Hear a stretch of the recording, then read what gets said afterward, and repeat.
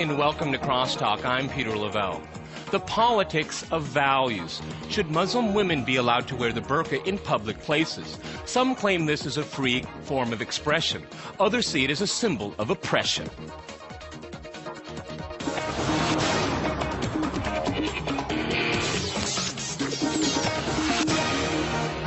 To discuss this controversial issue, which is very high on the agenda in France, I'm joined by Anne-Elisabeth Moutet in Paris. She's an executive director of the Rousseau Institute. In London, we have Douglas Murray. He's a director of the Center for Social Cohesion and another member of our Crosstalk team, Yelena Hanga. All right, folks, Crosstalk rules in effect. That means you can jump in anytime you want. First, I'd like to go to Paris. There are 5 million Muslims in France, and 0.038% wear the burqa. What's all the fuss about? Well, the fuss is that even 5 years ago, you had about 1/3 or 1/4 of that number wearing the burqa, and it is growing exponentially. The burqa is not something that is a characteristic of the Muslim population of France. The Muslim population of France comes mostly from the Maghreb. The burqa is something that is imported from Saudi Arabia and from the Wahhabite Salafist movement. And it is something that is new, and that is half the time actually worn by converts.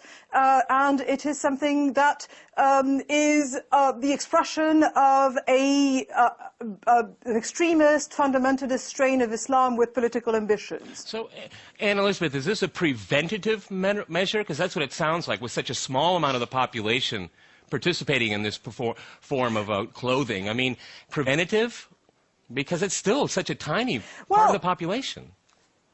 And how do you know? And how do you know these people didn't choose? These women didn't choose the burqa themselves. How do we know that?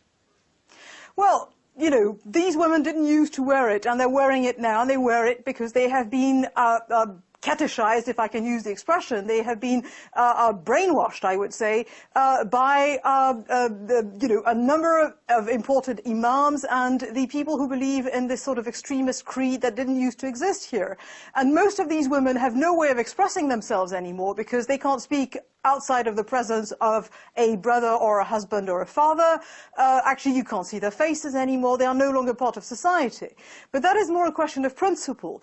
As you know, we've passed in France in 2004 a very successful bill to forbid the wearing the hijab, which is the headscarf, in schools. And it's only in schools and in the civil service. It means that if you're a girl and you're a student and you're presumably above 18 and you're an adult, if you want to wear the hijab at university, it is not illegal.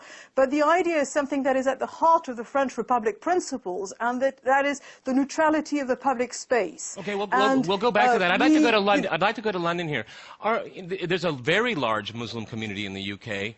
From the British perspective, is France overreacting to this? It's hard to sum up any single British perspective on this issue. Like most countries in Western Europe and indeed across the world, people, indeed our government, is very conflicted about it. I don't think there's any likelihood of Britain having a ban on the burqa. We actually have, by the way, percentage-wise, a smaller proportion of our population are Muslim than in France. So one could say that it's a keener issue higher up the political agenda for very obvious reasons in France. But there is something which has to be sort of stated early on here, which is that the burqa debate does tend to concentrate solely on the rights of people to dress in the way they wish to and so on. There is something else which Britain has already been at the forefront of, which is the burqa actually as a security problem. You may remember the 7th of July 2005 underground suicide bombs in London. 2 weeks later, there was an attempt on the 21st of July to do another 4 suicide bombings on London's tubes and buses. And one of the unsuccessful, as it were, suicide bombers fled the capital in a burqa. Now, I think it's worth just sort of throwing this in at the very outset, because this is actually more than just about the right of women to wear what they may or may not want to wear. It's also a debate about our most fundamental right, which is our right not to be blown up on a tube train. Well, okay, if I can go back to Paris here. I mean, a lot of people say this is ending up being a vicious circle. People feel marginalized, and when they feel marginalized, they are looking for their own identity.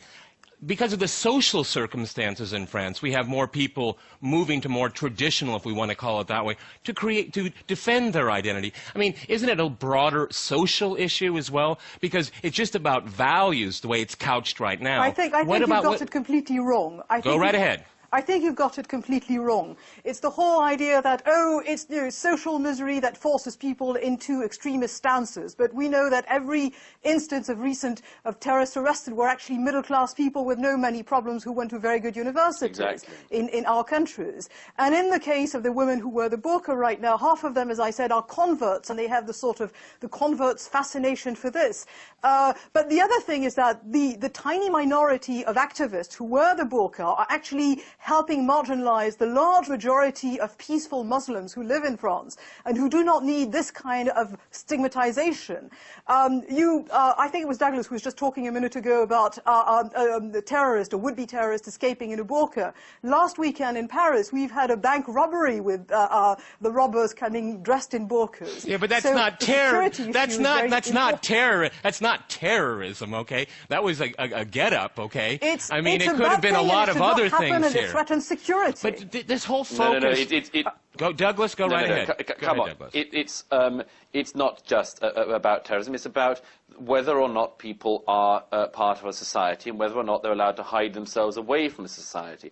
The reason why opportunistic terrorists, or in the case of the recent case, bank robbers, would try to dress in this way is because they know they can get away with dressing this way. When I go into my bank, if I've come on a motorcycle, I have to take off my motorcycle helmet. I wouldn't be allowed to go into my bank if I were wearing a balaclava. There are whole sections of our culture already where there are certain places where you need to show your face.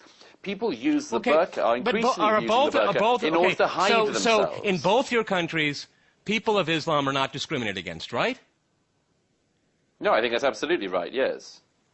Well, then again, what discrimination do you think there is? Jobs, joblessness, access are you honestly to saying social... the British... No, what I'm saying is that... Hang on. No, what are you honestly saying the British Muslims if you want me to say jobs? what I want to say, then let me say it, all right?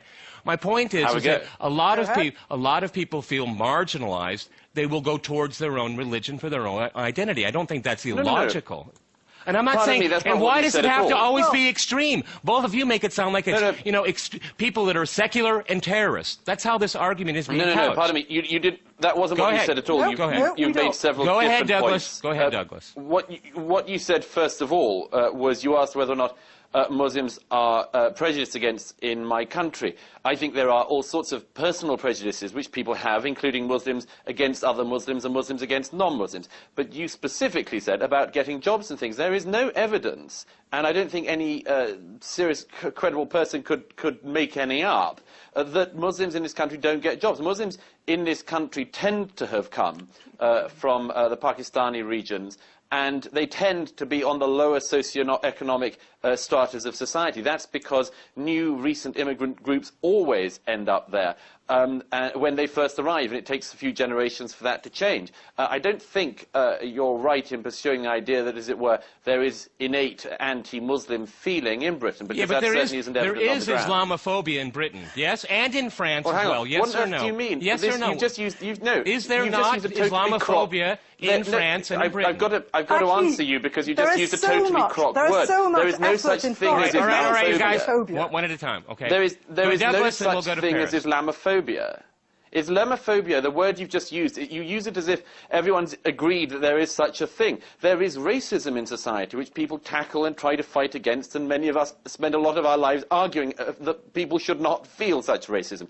But Islamophobia, which is the word you've just used, is an entirely new term. It's been around for about 10 years. Nobody can agree on what it means. Most people who throw around the accusation of Islamophobia effectively mean anything that any single individual Muslim at any time finds offensive. Many people would think it was Islamophobic if I said that I don't think